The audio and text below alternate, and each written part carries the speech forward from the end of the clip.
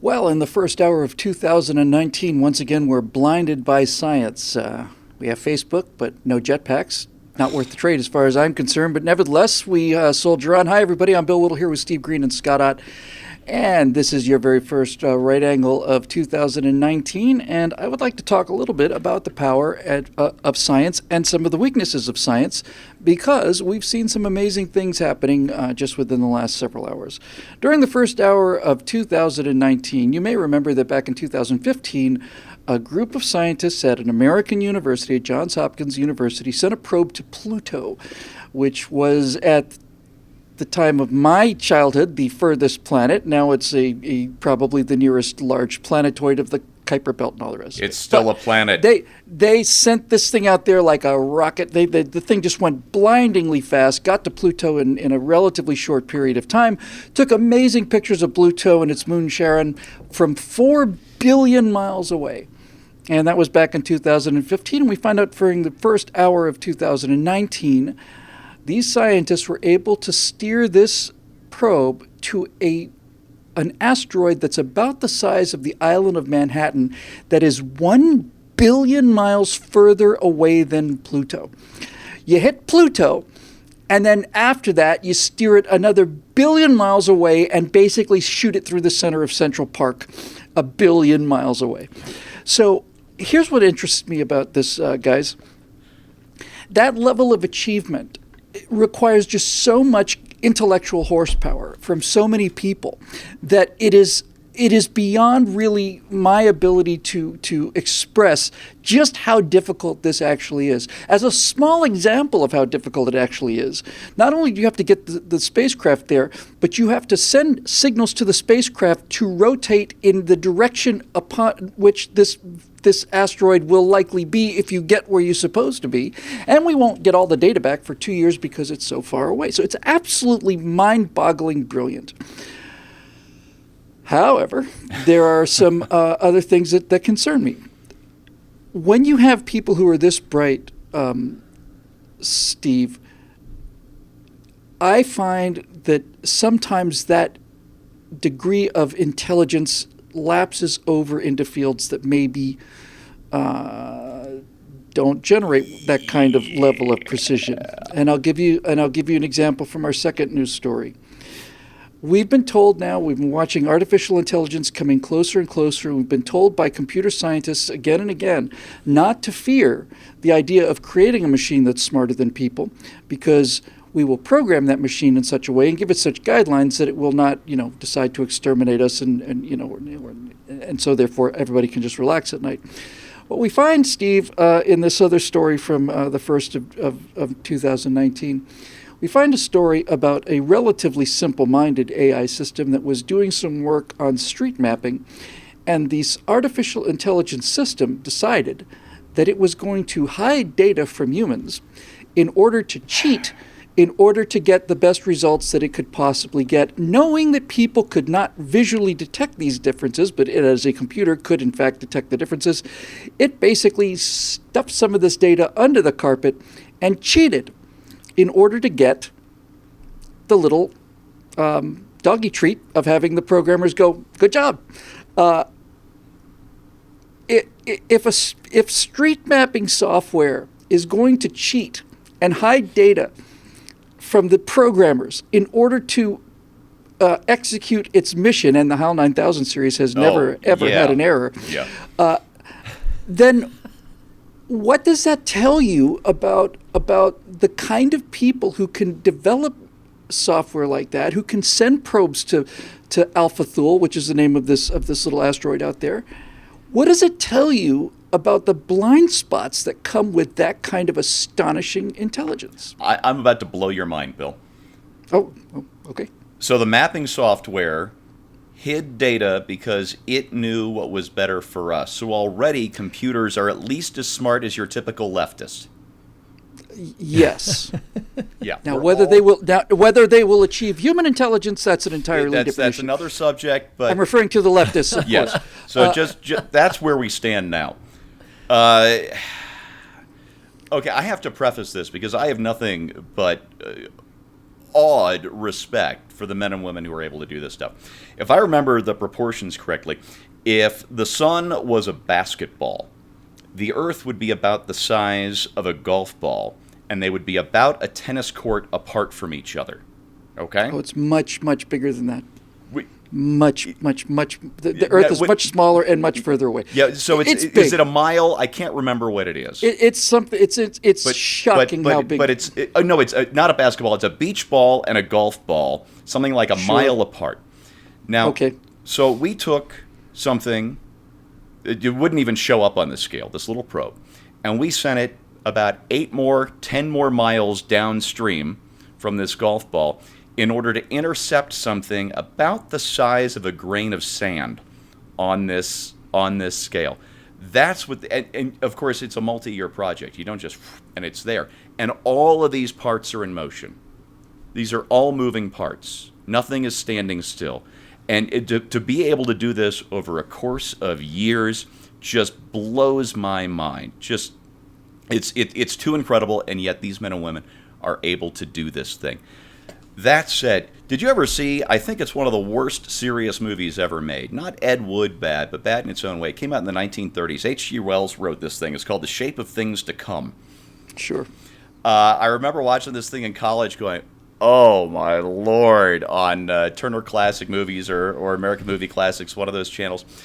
What this movie is about, it's sometime after World War IX or something has, destroyed the earth, and men and women are living in their underground sugar caves or whatever it is, and then they see the future. Actually, they don't see the future. The future is brought to them by flying communist scientists from above. And the movie is just all this horrible exposition with the self-confident guy with the uniform and the spaceship, telling everybody exactly how it's going to be. And literally, human civilization was saved and restored by flying air communists. It was just horrible. And yet, Bill, for apparently a not insignificant part of the scientific community, this is kind of their vision still, that these guys are going to save us from ourselves because they are space communists or whatever the term is. And for people who know so much, they seem to have learned so little about their very own natures. I think that's really it. Now, first of all, Scotty, I don't want to, for a second, be confused or misunderstood about this. I'm not accusing the Johns Hopkins team of doing any of this stuff. But there are a large number of scientists who have political opinions and are trying to bring their scientific credentials into the political arena in order to bring the well-deserved prestige of science, in this case hitting a dime with a BB gun from the Earth to the moon or some incredible shot like that. They try to bring the credentials of science to political problems, but these people are in fact, they're rocket surgeons, right? I mean, they're the brightest people there are, and yet nothing is as complex as human behavior. It is not completely chaotic, but it's close.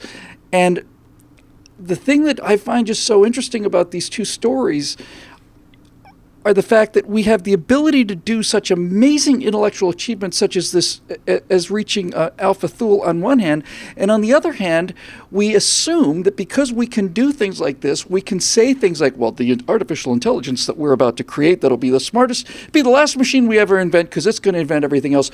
But don't worry, we've got this absolutely under control, and already a fairly idiotic artificial intelligence program to design that works on street mapping is saying, these human idiots won't see this data. They're not smart enough to be able to detect these shapes. We'll just shove it under the carpet and think of all the computing we'll save. So what do you have to say about that? The magnificent humility. The Yeah. humility, way that- yes, that's what's missing. It's humility. The way that reality slaps you in the face, as the scriptures say, no one knows the mind of a man except the Spirit of God, essentially, the Creator Himself. I think it's fascinating, first of all, because if any of us become wise in a particular zone of understanding in life, we think that transfers easily to other zones of understanding. But you could easily say, well, gee, do psychologists have better relationships with their children? Probably not. Do scientists have a lower divorce rate? I'm guessing not, because they may have been able to figure out a particular small part of the vast realm of human understanding, and beyond that, things that humans don't understand. But they haven't nailed it. And so They few haven't of them are figured out marryable everything. in the first place. I think that data needs to be factored in. That becomes a challenge too. Same is true of I have a pet peeve about business books. You will find repeatedly in business books, and I read a lot of business books for whatever. I don't even know why. I'm not running a business, but I read a huge number of business books, and over authors will use evolution as a metaphor to explain things, or as an analogy to explain things. And I always kind of laugh up my sleeve at those people, because first of all, it clearly means they don't understand the theory of evolution if they're using it in the context of a business organization and the planning that goes into that, and the way things are at least leaders are attempting to guide an organization.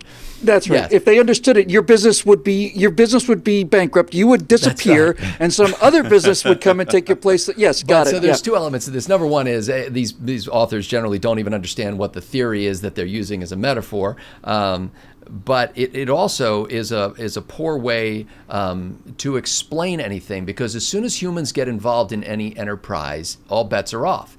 Everything changes. It's one thing to watch a fruit fly in a vacuum deal with an atmosphere that has no terrain and try to predict what its movements will be. You can't. And so, to take that to the next level and say, people, friends of mine in the past who have propounded a belief in atheism, which I think is funny, but anyway, said that they were atheists. I say, it's fascinating, because you seem to have ruled out the possibility of divinity when you cannot even understand the thought process or the physiology that allows you to say, I am an atheist. You can't even plumb the depths of that little moment in your existence. So I think that there is an amazing thing about humanity, is that we're ever curious, and we're ever groping for the truth, and we do find little nuggets of it, and we figure out a little bit of the melody of the music of the spheres, and we're able to hit that grain of sand at a far distant remove from us, in what I assume that craft must have been called the USS Gretzky.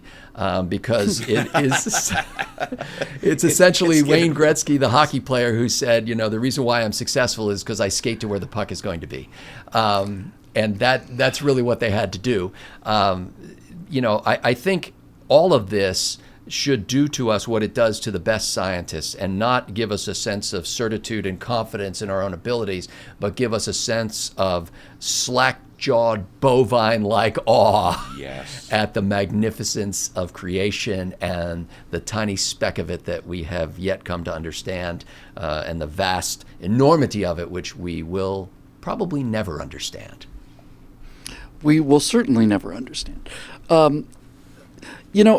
The reason I like to do stories like this occasionally, and the reason I do stories that are critical of science and scientists, is because having been a paid amateur scientist in both astronomy and geochronology, I have an astonishing reverence for the power of science when science is scientifically applied.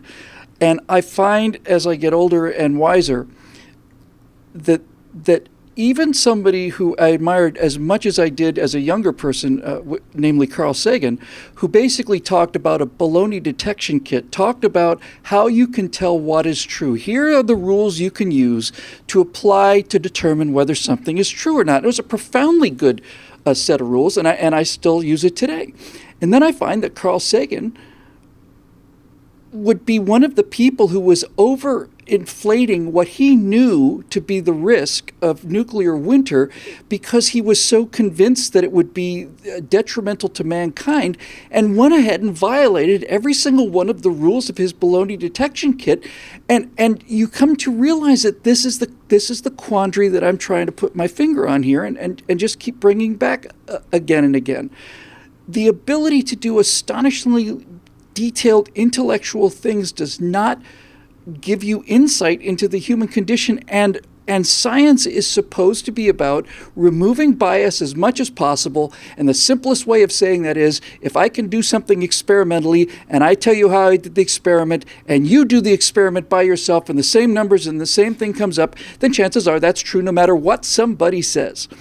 So it's when science starts to get away from science that I feel it's my job as a person who understands science better than most to kind of throw a little lasso out there and just say, guys, you don't know that these machines are going to be benevolent. You don't know that the signals you're sending out to extraterrestrials means that they're going to arrive in beams of light and be flying communists from the future who are going to save society. They might very well be reptiles that decide we're delicious. You don't know. You just don't know. But the one thing that we can, I think, agree on and rest easy about is the power of the media to explain to us these difficult and complex terms in a factually accurate manner that I think is that we can be proud of as a nation. And along with the headline about the probe, the New Horizons probe reaching Alpha Thule, we also find from NBC News, again, something I think we can all be justifiably proud of as a society. We find the quote in January of 2019 from NBC News. The reporter writes, NASA's New Horizons spacecraft took photos of a curious space object called Alpha Thule, called the Ultima Thule on New Year's Day. And any moment now, a Chinese rover is expected to land on the dark side of the moon. Dark side.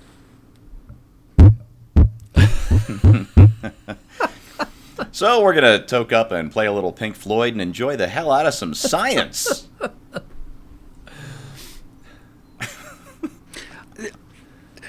Unless the Chinese rover, during its descent, ejects several thousand copies of Pink Floyd CDs, then the rover will not, in fact, be landing on the dark side of the moon. It will be landing on the far side of the moon, which experiences just as much daylight as the near side of the moon does. I know it's NBC. Honestly, I do. But we landed there, 230 years ago? I mean, come on. How hard is this, guys? The dark side of the moon, somebody wrote the dark side of the moon on January 1st, 2019. There's the screen grab because undoubtedly it'll be redacted. I don't know if we're screwed or whether we're on our way to a glorious future, but I do know that somebody's got to keep an eye on these people and cheer them on when they deserve it and bang your head against the wall when they don't. That'll do it for this edition of Right Angle, brought to you by the paying members of BillWhittle.com. It's great to work for people who let us say whatever we want to say and speak the truth. I don't have to worry about being forced on the grand apology tour by various powerful moneyed individuals, because those people are you. So thank you again for your support, and we'll see you next week on Right Angle.